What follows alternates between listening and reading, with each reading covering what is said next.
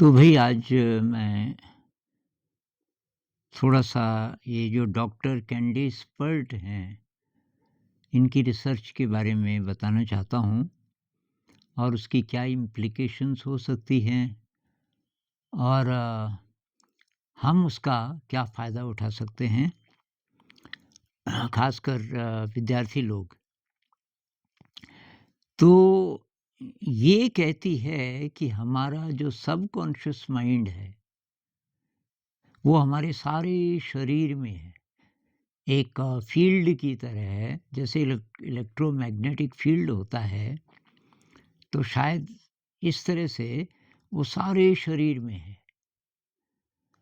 तो आगे बढ़ने से पहले ज़रा-सा पता करते हैं कि इसका आधार क्या है? उसने ऐसा क्यों बोला? और ये उसने साइंटिफिकली प्रूव किया। बहुत अपोज़िशन हुआ शुरू में कि भई शरीर में कैसे?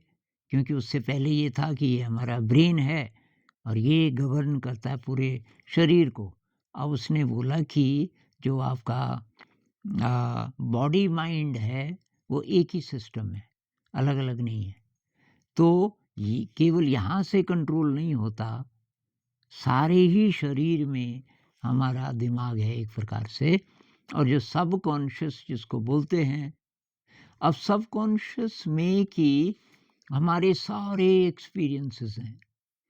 जितनी चीज़ें हमने अपनी इंद्रियों से अनुभव की होंगी ज़िंदगी में, जितने इमोशंस हमने एक्सपीरियंस किए होंगे, जितनी चीज़ें हमने पढ़ी, सारी याद, सब कुछ वहाँ है सबकॉन्शियस में। और ये भी प्रूव कर चुके हैं साइंटिस्ट काफ़ी पहले। ये बात तो बहुत पुरानी है कि सबकॉन्शियस में हमारी सारी मेमोरी है। आसानी से हम एक्सेस नहीं कर सकते, लेकिन अ, विशेष परिस्थितियों में या विशेष प्रकार से हम एक्सेस भी कर सकते हैं। लेकिन ये पहली बार कैंडिस पर्ट जी ने बोला कि वो जो सबकॉन्शियस माइंड है, वो हमारे सारे शरीर में फैला है। अब उसको ये कैसे पता चला? तो उसने देखा कि ये जो न्यूरॉन्स हैं, हमारे ब्रेन की जो कोशिकाएँ हैं, वो तो मान लीजिए कि ये 2 कोशिकाएँ हैं जिनको न्यूरॉन कहते हैं। ये जो आपस में एक-दूसरे के साथ कम्युनिकेशन करते हैं, तो ये एक प्रकार की कोई चीज़ बनाते हैं, अ जिसको न्यूरोट्रांसमीटर कह सकते हैं।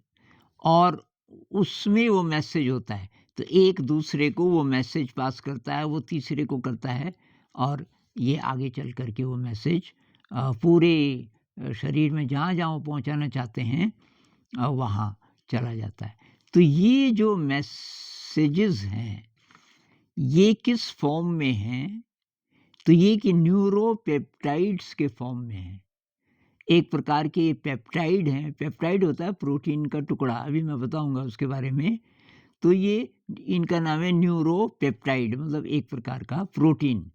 अब इनके प्रकार बहुत हो सकते हैं आपस में, क्योंकि एक ही न्यूरॉन में करीब 50 बिलियन प्रोटीन्स होते हैं कि लगभग 50 बिलियन प्रोटीन्स हर न्यूरॉन में। ये कम से कम, इससे ज़्यादा ही हो सकता है। तो ये जो मैसेजेस पास करते हैं, ये न्यूरोपेप्टाइड्स होते हैं जो मैसेज को लेके जाते हैं। तो मैं ये पेप्टाइड क्या चीज़ है इसके बारे में मैं बताना चाहता हूँ थोड़ा-सा। तो प्रोटीन तो आपने सुना ही होगा। प्रोटीन किस चीज़ से मिलके बना है? तो प्रोटीन के जो सबसे छोटे घटक हैं, अ, उनको बोलते हैं वो अमीनो एसिड, उनका नाम है अमीनो एसिड। और उनकी मैं कुछ शक्ल केमिस्ट्री के जो प्रेमी हैं उनको बता देता हूँ कि इस तरीके से है, आपको पता ही होगा। तो जैसे ये 20 होते हैं, 20 में से कि 9 ऐसे हैं अमीनो एसिड जो हमको बाहर से लेने पड़ते हैं, जो हम खाना खाते हैं, और 11 हमारा शरीर अपने आप बना लेता है। लेकिन 9 के बारे में हमें सावधान रहना पड़ता है कि वो भाई हमें डाइट से मिले। तो इनकी संरचना में थोड़ा-सा बता देता हूँ। तो ये है, जैसे अलानीन है इसका नाम, अलानीन। और इसकी विशेषता क्या है कि इसमें ये जो एक तो है ये लाल वाला पार्ट, तो लाल वाला पार्ट एक्चुअली एसिड है, इसीलिए इसको अमीनो एसिड कहते हैं। ये इतना तक एसिड है, इतना जो है ये एसिड है, कार्बोक्सिलिक एसिड इसको बोलते हैं। ये डबल बॉन्ड ऑक्सीजन है, यहाँ पे कार्बन है, कार्बन को दिखाते नहीं, आपको पता ही होगा, और यहाँ पे OH है। तो ये इतना तो है कार्बोक्सिलिक एसिड, और ये नाइट्रोजन है, नाइट्रोजन के कारण इसका नाम पड़ा अमीनो। तो इतना इतना हो गया ये अमीनो एसिड। ये पार्ट हर एक में होता है। ये जो 20 अमीनो एसिड्स हैं उन सब में इतना इतना होता है। फ़र्क केवल इसका होता है जो मैंने ये बैंगनी से बनाया, तो इसमें एक कार्बन और है 3 हाइड्रोजन लेके, जिसको मिथाइल बोलते हैं, ये लगा है। ये अगर बदल जाए तो इसी का नाम बदल जाएगा। जैसे इसमें भी देखिए लाल वाला हिस्सा एग्जैक्टली वैसे ही है, लेकिन यहाँ पे ये एक कार्बन और जुड़ गया, और इधर एक कार्बन और है, और इधर OH भी है, तो इसका नाम है थ्रियोनीन। ऐसे ऐसे करके ये है। तो मान लीजिए कि ये जो अमीनो एसिड है उसको हम वीड से रिप्रेजेंट करें। मान लीजिए कि ये एक अमीनो एसिड है, और ऐसे ऐसे मेरे पास कुछ और अमीनो एसिड्स हैं जिनको मैंने लिंक कर दिया। ये जो लिंक है, जो बॉन्ड है दो अमीनो एसिड्स के बीच में, ये जो बॉन्ड है इसको बॉन्ड बोलते हैं, इसको बोलते हैं पेप्टाइड बॉन्ड। तो ये अब पेप्टाइड हो गया। एक से ज़्यादा जब अमीनो एसिड्स इकट्ठे हो गए तो उसको बोलते हैं पेप्टाइड। जब तक ये 50 नहीं हो जाते इसको पेप्टाइड ही बोलते हैं। थोड़ा थोड़ा नाम बदल जाता है, बड़ा हो गया तो पॉलीपेप्टाइड और भी नाम हो सकते हैं उसके, लेकिन ये पेप्टाइड है जब तक इसमें ये 50 हैं अमीनो एसिड्स। अब 50 से ज़्यादा हो जाएं तो तब वो प्रोटीन बनता है, लेकिन प्रोटीन ऐसा नहीं होता सीधा। जब तक ये पेप्टाइड है ये सीधा होता है। प्रोटीन ये है, मान लीजिए बहुत सारे पेप्टाइड्स जुड़ गए, अब ये ऐसे करके फोल्ड हो गए, मान लीजिए ये फोल्ड हो गए, तो ये एक प्रकार की फोल्डिंग हुई। अब ये ऐसे भी हो गए तो ये दूसरे प्रकार की फोल्डिंग हो गई। अब ये फिर फोल्ड हो गए, ये तीसरे प्रकार की फोल्डिंग। तो कहते हैं ये 4 प्रकार से फोल्डेड हो सकता है। ऐसे ही कोई दूसरा गोला भी मैं ला के इसमें जोड़ दूँ तो ये तब प्रोटीन बन जाता है, और वो हमारी डाइट में बहुत महत्वपूर्ण होता है। तो खैर हम ये बोल रहे थे कि ये जो है न्यूरोपेप्टाइड्स, ये हैं ये चीज़ें हैं, ये सीधे टुकड़े प्रोटीन के, और इनको बोलते हैं न्यूरोपेप्टाइड्स। कैंडेस्पर्ट ने पाया कि ये सारे शरीर में होते हैं, केवल ब्रेन में नहीं होते। ये जो न्यूरोपेप्टाइड्स हैं ये सारे शरीर में हैं। तो अगर न्यूरॉन्स इन्फॉर्मेशन पास कर रहे हैं, वो इन्फॉर्मेशन हो सकता है किसी भी जिसके आधार पे फिर हम काम करते हैं।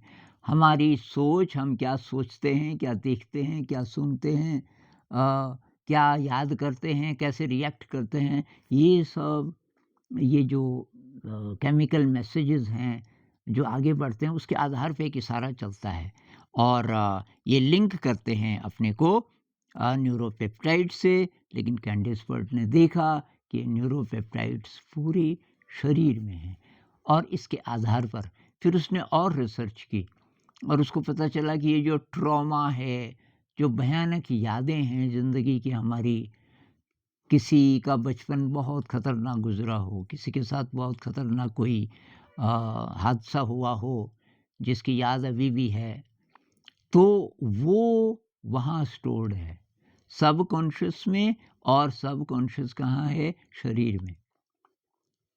और उसने एक और एक्सपेरिमेंट किया कि मेडिटेशन से और म्यूज़िक से ऐसा इंस्ट्रूमेंटल म्यूज़िक जिसमें कि आप खो जाएँ, बहुत ही अच्छा लगे। वो 2 चीज़ें हैं जो आपके सबकॉन्शियस में जो छुपी गड़बड़ है उसको दूर कर सकते हैं। कोई ट्रॉमा है, कोई गड़बड़ याद है इत्यादि।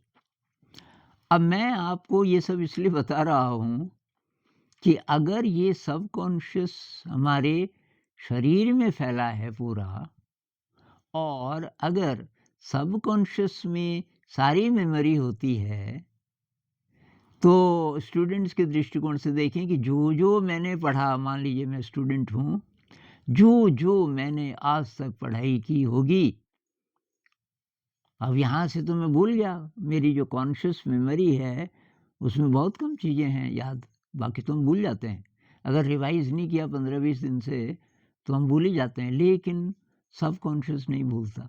वहाँ सारी चीज़ें इंटैक्ट हैं, बिल्कुल। तो क्या ये हो सकता है कि हम शरीर के साथ कुछ ऐसा करें कि हमारा लिंक बने सबकॉन्शियस से, और सबकॉन्शियस में जो मेमोरी है, क्या पता वो हमें एक्सेसिबल हो जाए? तो मेरा सजेशन है कि बॉडी अवेयरनेस को बढ़ाइए, क्योंकि विपस्सना मेडिटेशन में यही होता है। हम बॉडी अवेयरनेस को बढ़ाते हैं। जितना डीप ये अवेयरनेस होती है, उतनी डीप क्लेंसिंग हो जाती है। तो एक पार्ट हुआ कि हमारे जितनी गड़बड़ है सबकॉन्शियस में, जिसके कारण ज़िंदगी में बहुत प्रकार की प्रॉब्लम्स हैं, तो वो सब दूर होने लग जाती हैं। हमारे विकारों की जड़ें हमारे सबकॉन्शियस में हैं। लेकिन बहुत सारी चीज़ें जो कि हमने कभी पढ़ी होंगी, जो हमने ज्ञान प्राप्त किया होगा, वो भी सबकॉन्शियस में है। तो ये बहुत संभव है कि हम बॉडी अवेयरनेस को जितना बढ़ाएं मेडिटेशन से और माइंडफुलनेस से, पूरे दिन माइंडफुल रहें, उतना अ, आसानी से हम सबकॉन्शियस में जो मेमोरी है उसको एक्सेस कर पाएंगे। मैंने कुछ दिन पहले एक वीडियो बनाया था जिसमें मैंने सजेस्ट किया था कि अगर हम टाइमलेसनेस में चले जाएं, अगर हमारा कॉन्शियस ब्रेन एकदम चुप हो जाए, तो तब हमारा लिंक बनेगा सबकॉन्शियस से। उसी बात को अब मैं दूसरे तरीके से भी बोल रहा हूँ। एक और रास्ता है बॉडी अवेयरनेस का। बॉडी अवेयरनेस जितनी ज़्यादा होगी, ज़्यादा से मेरा क्या मतलब है कि पहले तो भाई शरीर, आंखें बंद करके आप महसूस करो शरीर कहाँ से कहाँ तक है, वही महसूस नहीं होता बहुत लोगों को। मेरा सिर कहाँ पे है, मेरे कंधे कहाँ पे हैं, पहला स्टेप ये है। तो आपको महसूस होने लगा शरीर। अब आप बोलोगे कि ये बैठने का टाइम तो है नहीं, चलते हुए, काम करते हुए, हर समय शरीर को महसूस करना है। वही है भी, ये विपस्सना मेडिटेशन यही कहता है। बैठ के भी अभ्यास करो, लेकिन हर समय भी। कोई ऐसा समय ना हो जबकि आप बोलें कि उस समय कैसे होगा, क्योंकि शरीर तो आप ही के पास है ना। तो आप कुछ भी कर रहे हो, आप शरीर को महसूस करते रह सकते हो। भई चलते हुए, दाँत साफ करते हुए, खाना बनाते हुए, स्नान करते हुए, कपड़े धोते हुए, कुछ कंप्यूटर पे काम कर रहे हैं, उस समय, हर समय, everywhere and all the time, क्योंकि शरीर आपके पास है। आप शरीर की अवेयरनेस को बढ़ा सकते हैं। तो पहले तो जनरल अवेयरनेस, मेरा शरीर कहाँ से कहाँ तक है, जो हम बैठ के करते हैं, कितनी जगह घेरी है मेरे शरीर ने। चलते हुए मांसपेशियों को महसूस कीजिए, खासकर टाँगों की मांसपेशियों को। काम करते हुए आसान है शरीर को महसूस करना, क्योंकि शरीर की मांसपेशियों का संचालन हो रहा है, तो आसान है महसूस करना। और ये अगर हम आदत डाल देंगे, तो बाहर से शरीर आपको ज़्यादा महसूस होने लगेगा, और हो सकता है कि सेंसेशन महसूस होने लगे, जिसे संवेदना कहते हैं। सेंसेशन क्या होता है? जैसे गर्मी महसूस होती है, सर्दी महसूस होती है, कहीं पे कट जाए तो दर्द है, वो सेंसेशन है, कहीं खुजली लगी, वो सेंसेशन है।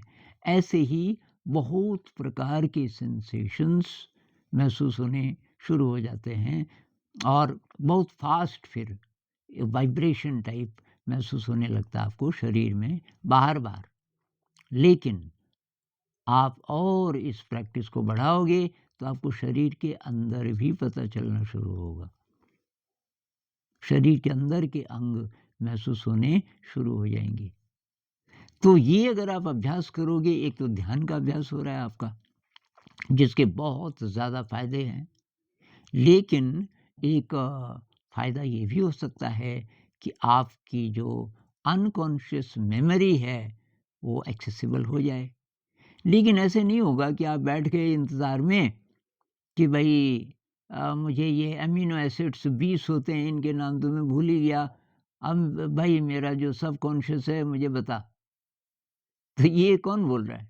ये आपका कॉन्शियस माइंड बोल रहा है जो बाधा डालता है। ये जब चुप हो जाए, कॉन्शियस माइंड को पता भी ना हो कि अ, हम इसलिए ध्यान कर रहे हैं कि ये सबकॉन्शियस मेमोरी एक्सेसिबल हो जाए। कोई एम नहीं रखना कि क्या होगा।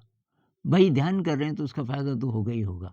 अब ये मेमोरी भी अगर एक्सेसिबल हो जाए अ तो फिर बात ही क्या है? तो आप इसकी प्रैक्टिस कीजिए। और एक और वीडियो में मैंने ये बताया था कि जब आप पेपर करते हो तो पेपर से पहले कुछ टाइम होता है 5, 7, 10 मिनट, उस समय आप ये ध्यान कीजिए। तो दोनों उसमें मैंने बोला था कि आप कॉन्शियस ब्रेन को चुप कर दीजिए, साइलेंस में चले जाइए, टाइमलेसनेस में चले जाइए। उसके साथ अब ये भी शामिल कर दीजिए कि बॉडी की अवेयरनेस बढ़ाइए। बॉडी की अवेयरनेस जितनी ज़्यादा आपकी बढ़ेगी, उतना आपका कॉन्शियस ब्रेन का लिंक बनेगा सबकॉन्शियस के साथ। तो ये ट्राई कीजिए।